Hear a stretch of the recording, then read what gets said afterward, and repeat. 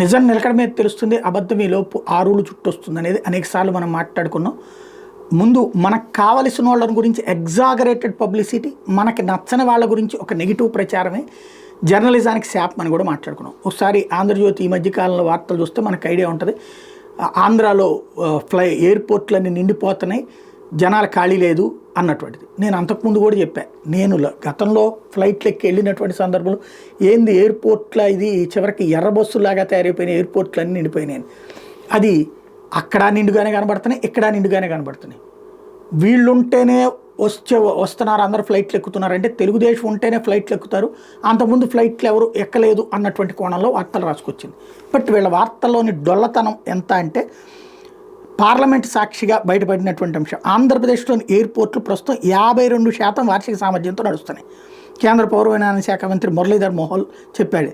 2024 December 31 నాటికి ఆంధ్రప్రదేశ్లోని అన్ని ఎయిర్పోర్ట్ల వార్షిక ప్రయాణికుల సామర్థ్యం 10.17 మిలియన్లు ఉంటే 23-24లో 5.25 మిలియన్ల మంది మాత్రం ప్రయాణించారు.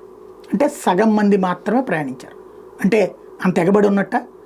Vijayawada airport full rush, Vizag airport full rush, Tirupati airport full rush, no doubt. Kadapa, Rajahmundry, Kurnool ఇట్లాంటి వాటిట్లో ఎంత మేర ఉంటున్నారు అంటే 100 కావాలనుకుంటే 10, 20, 30. రాజమండ్రి కొంచెం బెటర్ వీటితో పోల్చుకుంటే కనుక, మిగతా వాటిట్లో తక్కువ ఉంటారు. ఇక్కడ సగటు లెక్కేస్తారు కదా, లెక్కేసినప్పుడు ఇది. కాబట్టి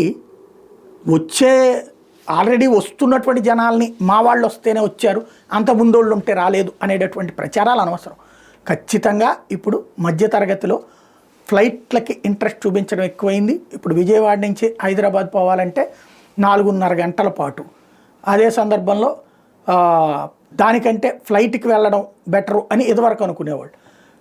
ఇప్పుడు వచ్చేటప్పటికి ఏమైపోతుంది, విజయవాడ నుంచి గన్నవరం పోవడానికి 1 గంట, అదే సందర్భంలో ఆ బోర్డింగ్ ఇదంతా 1 గంట, అక్కడ మళ్ళీ శంషాబాద్లో ఫ్లైట్ దిగి అక్కడి నుంచి ఊళ్ళో బయటికి రావడానికి 1 గంట, అక్కడి నుంచి ఊళ్ళోకి రావడానికి 1 గంట, 4 గంటలు ఇక్కడే సరిపోతుంది. అంటే ఆ టైం ఏం కలిసి రావట్లేదు.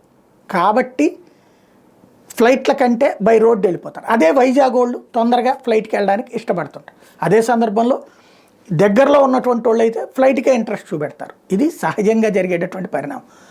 ఇవాళ భారీ ఎత్తున పరుగులు పెట్టుకుంటూ వచ్చేసేటటువంటిది లేదు, అలాగని తగ్గుతున్నది లేదు.